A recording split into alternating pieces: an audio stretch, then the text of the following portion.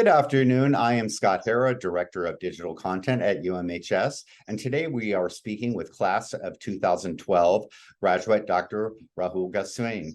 Dr. Gosain, can you, first of all, good afternoon and welcome. And can you briefly just fill us in on what you've been up to since graduation back in 2012? Good afternoon, Scott. Thanks for having me here. Sure. So 2012, that was now 10 years. So this is 10-year celebration. I was part of the first graduating class for University of Medicine and Health Sciences. I'm Rahul Gosain. I am a practicing medical oncologist in upstate New York.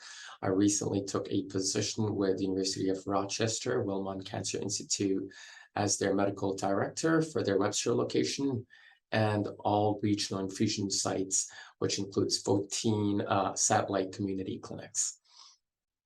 Shortly after my graduation, I did my residency in internal medicine at Johns Hopkins University-Sinai Hospital in Baltimore. And 3 years thereafter, I started my fellowship at University of Louisville in hematology and oncology. Looking back at my time during my residency or fellowship, I really think that UMHS prepared me well.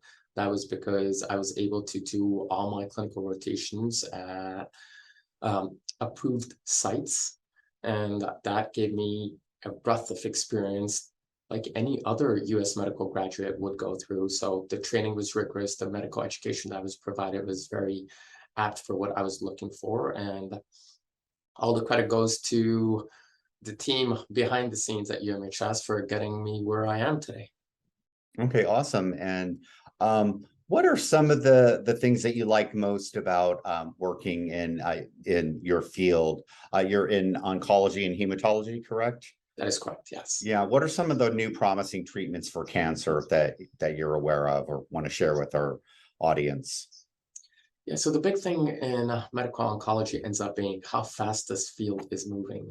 Just last year, we had almost 40 new drug approvals or indications. That means these drugs are actively making a difference in someone with cancer. It's not now only about treating cancer. It's, can these patients live longer? Can we focus on their quality of life?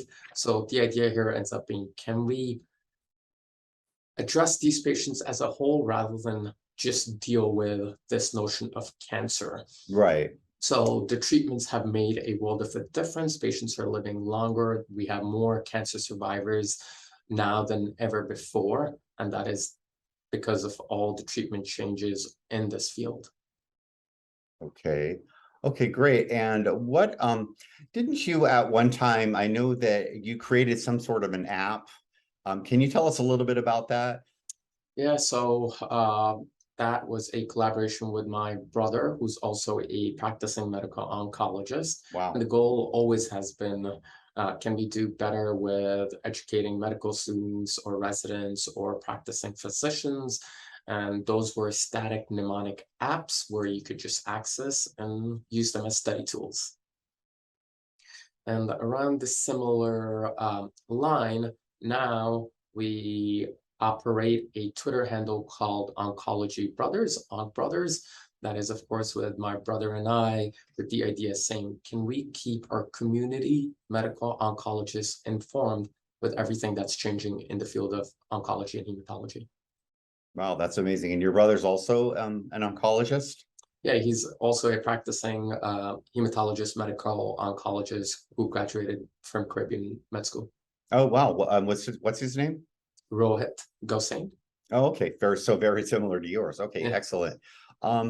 What about your Dr. Gosain, what about your medical education at UMHS do you think helped prepare you for your career in general? Yeah, a few things. I think when I was at UMHS, I felt well prepared for taking my standardized board exams, UAssembly Step 1, Step 2, Step 3. While I was doing my clinical rotations, I felt that the clinical experience, again, provided me to compete with all my peers applying for residency and fellowship. So looking back in time, I really think UMHS prepared me well for all that. Okay, excellent. And what sort of career advice, just I know this is very general, but what kind of career advice do you have for current and also prospective UMHS students who are going into medicine or thinking about going into medicine? So since I applied, things have changed some in terms of the standardized exams. In the past, there used to be a 2-digit score. Then when I was going through it was a 3-digit score, and now it's all coming down to pass or fail. So anyone who's coming from a Caribbean medical school, I really think we need to do um, a little more than a score. We need to be more involved in research. We need to be more proactive in going to a hospital system or a facility where we might be interested to do our further training and networking. I really think that if you do all that, along with good scores and good backup of medical knowledge that we gain at UMHS, I think you'll be in line for success. Okay, excellent. And is there anything that you would like to add specifically about hematology and oncology that we haven't discussed? I'm a little biased. I think it's one of the best fields in medicine. It's very rewarding. Our patients are very special. Treatments are now talking about cancer cure. So this is a very exciting field. There is a national shortage of oncologists. So I would strongly encourage anyone who is thinking to feel free to reach out to me and see if I can sway them in considering this as their calling.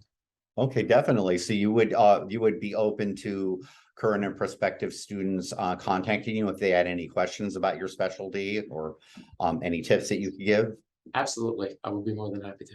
Okay, and we can provide an email address if you'd like. Absolutely.